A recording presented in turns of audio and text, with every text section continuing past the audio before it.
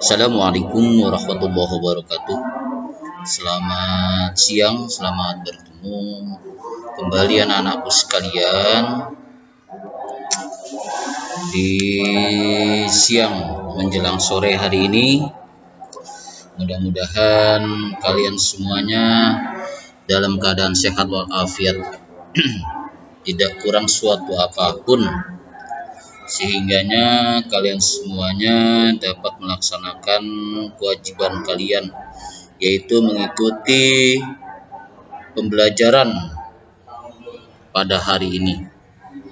Dan alhamdulillah, wasyukurillah, dengan panjang umur dan nikmat sehat walafiat, kita sama-sama dapat bertemu kembali dalam belajar daring.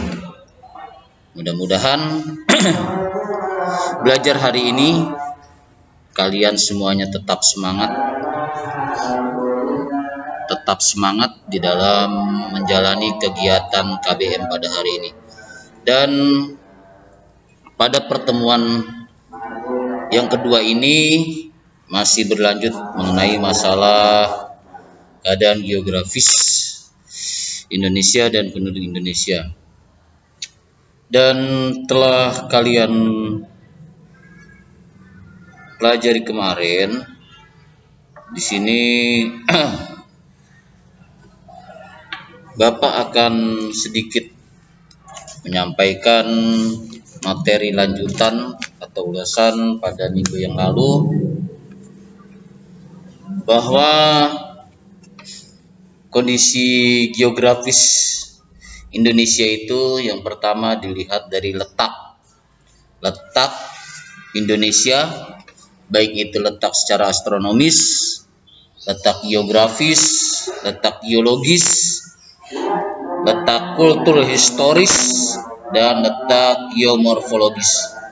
Dan yang sering kita pelajari, yang sering kita temukan, yang sering kita bicarakan, mungkin kalian pernah dengar di kelas 6 SD tahun yang lalu, bahwa di dalam letak geografis Indonesia itu kalian akan mempelajari tentang letak astronomis, letak geografis, dan letak geologis.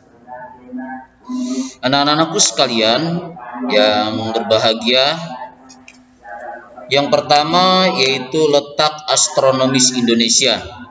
Bahwa letak astronomis Indonesia adalah letak suatu daerah berdasarkan koordinat garis lintang dan garis bujur. Bapak ulangi, letak astronomis Indonesia adalah letak suatu daerah berdasarkan koordinat garis lintang dan garis bujur. Garis lintang adalah garis hayal. Garis lintang adalah garis hayal yang memanjang dari barat ke timur. Nah, perlu diingat oleh kalian semuanya bahwa garis lintang adalah garis hayal yang memanjang dari barat ke timur. Itu garis lintang. Yang kedua yaitu garis bujur. Garis bujur adalah garis hayal yang membujur dari utara ke selatan. Jadi berlawanan. Kalau garis lintang itu dari barat ke timur memanjangnya, ya, sedangkan garis bujur yaitu dari utara ke selatan. Nah, jadi Bapak ulangi lagi bahwa letak astronomis adalah letak suatu daerah berdasarkan koordinat garis lintang dan garis bujur. Yang dimaksud dengan garis lintang adalah garis hayal yang memanjang dari barat ke timur. Sedangkan garis bujur adalah garis hayal yang membujur dari utara ke selatan. Mohon kalian camkan baik-baik pemaparan Bapak yang barusan dan kalian catat, ya, kalian catat. Jangan sampai terlupa, tidak ada catatannya. Jadi dicatat. Dan letak astronomis Indonesia yaitu 6 derajat lintang utara sampai 11 derajat lintang selatan. dan garis bujurnya 45 bujur timur dan 141 bujur timur. Ya, jadi Bapak ulang, letak astronomis adalah letak suatu daerah berdasarkan koordinat garis lintang dan garis bujur. Dan garis lintang adalah garis khayal yang membujur dari barat ke timur. Dan sedangkan garis bujur adalah garis khayal yang membujur dari utara ke selatan.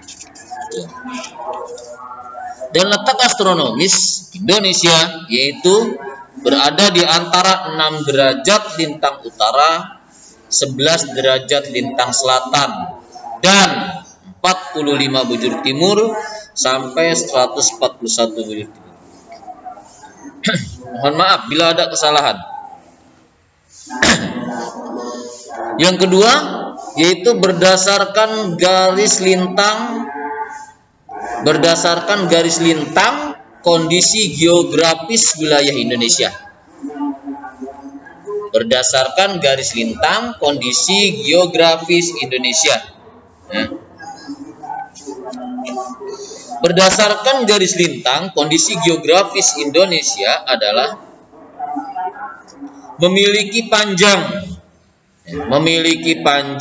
dari lintang yaitu sekitar 17 derajat dari utara ke selatan, ya. Jadi berdasarkan garis lintang geografis wilayah Indonesia yaitu memiliki panjang garis lintang sekitar 17 derajat dari utara ke selatan. Lalu batas paling utara. Batas paling utara garis lintangnya yaitu 6 derajat lintang utara berada pada Pulau W. Dan Aceh. Ya. Batas paling utara pada garis lintang yaitu 6 derajat lintang utara berada pada Pulau W dan Aceh. Sedangkan 11 derajat lintang selatannya yaitu berada di Pulau Rote dan Nusa Tenggara Timur. Bapak ulangi ya. Berdasarkan garis lintang kondisi geografis wilayah Indonesia diantaranya 1. Memiliki panjang garis lintang sekitar 17 derajat dari utara ke selatan. Kalau dari utara itu kalau bahasa kita itu dari Blablor ke sebelah Bekidul, dari utara ke selatan. Itu kalau bahasa Bapak begitu. Dari Belor ke Bekidul, dari utara ke selatan. Lalu batas paling utaranya adalah 6 derajat lintang utara, terletak pada Pulau W dan Aceh. Sampai 11 derajat lintang selatan berada di Pulau Rote dan Nusa Tenggara Timur. Yang kedua, sebagian besar wilayah Indonesia terletak berada di belahan bumi bagian selatan. Ya. Sebagian besar wilayah Indonesia terletak di belahan bumi selatan. Yang ketiga, wilayah Indonesia dilalui garis khatulistiwa, makanya kita tropis. Ya. Ekuator. Itu wilayah Indonesia dilalui garis khatulistiwa. Yang ketiga, berdasarkan garis bujur. Kalau yang tadi berdasarkan garis lintang kondisi geografis wilayah Indonesia, kalau sekarang berdasarkan garis bujur kondisi geografis Indonesia. Anak-anakku sekalian yang berbahagia, bahwa berdasarkan garis bujur kondisi geografis Indonesia memiliki panjang garis bujur sekitar 46 derajat. Ya, memiliki panjang garis bujur sekitar 46 derajat. Dari barat ke timur. Ya. Dari barat ke timur Kalau lintang tadi dari utara ke selatan. Kalau bujurnya yaitu dari barat ke timur. Dari belah Bekulon ke sebelah Bletan. Nah, itu kalau bahasa Bapak. Kalau bahasa yang gampang dipahami oleh kalian itu dari belah Bekulon ke sebelah Bletan atau dari sebelah barat ke sebelah timur.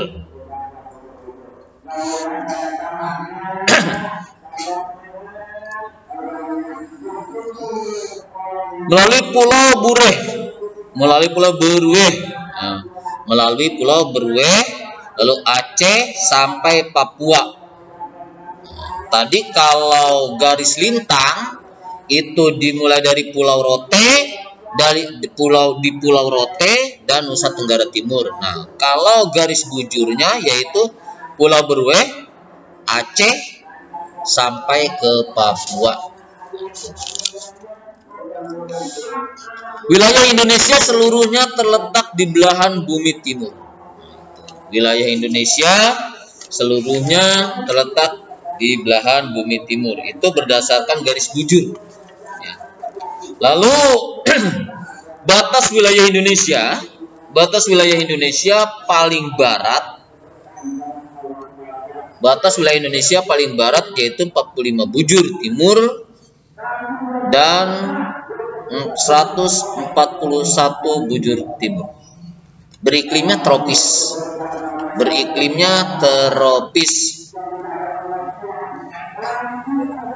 Lalu dilihat dari letak astronomis lagi, bahwa di Indonesia kita sudah mengetahui ada yang namanya Indonesia bagian barat, pembagian wilayahnya. Pembagian waktu wilayah di Indonesia itu ada waktu Indonesia bagian barat, ada waktu Indonesia bagian tengah, dan ada waktu Indonesia bagian timur. Dari sekian banyak itu yang ada di Indonesia, bahwa yang termasuk ke dalam waktu Indonesia bagian barat adalah Pulau Sumatera, lalu Jawa, Provinsi Kalimantan Barat, dan Kalimantan Tengah. Nah, itu diingat sama kalian. Waktu Indonesia bagian barat yaitu Pulau Sumatera, Pulau Jawa, Provinsi Kalimantan Barat, dan Kalimantan Tengah.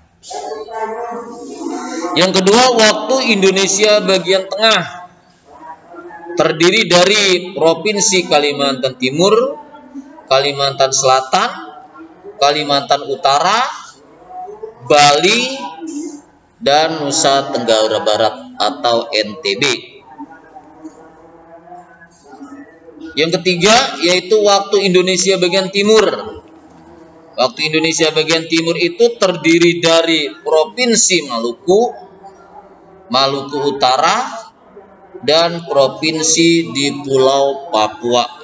Ya, jadi Bapak ulangi lagi bahwa pembagian waktu wilayah di Indonesia diantaranya waktu Indonesia bagian barat atau WIB, waktu Indonesia bagian tengah atau WITA, waktu Indonesia bagian timur atau WIT, dan yang termasuk waktu Indonesia bagian barat yaitu Pulau Sumatera, Jawa, Provinsi Kalimantan Barat, dan Kalimantan Tengah.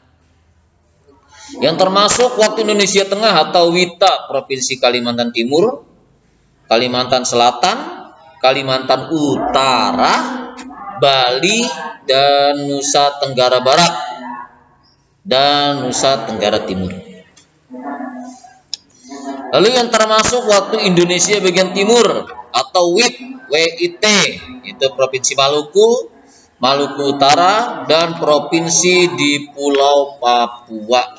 Nah, itu Indonesia dilihat dari letak astronomisnya apa yang telah Bapak sampaikan tadi. Nah, untuk pertemuan berikutnya kalian akan Bapak sampaikan letak geografis dan letak geologis gitu. Hanya sebagai bahan ingatan saja bahwa letak geografis Indonesia yaitu letak suatu wilayah, letak suatu daerah dibandingkan dengan daerah-daerah lain. Nah, itu sekilas saja. Lalu secara geografis Wilayah Indonesia itu berada di dua samudra, Samudra Pasifik dan Samudra Hindia.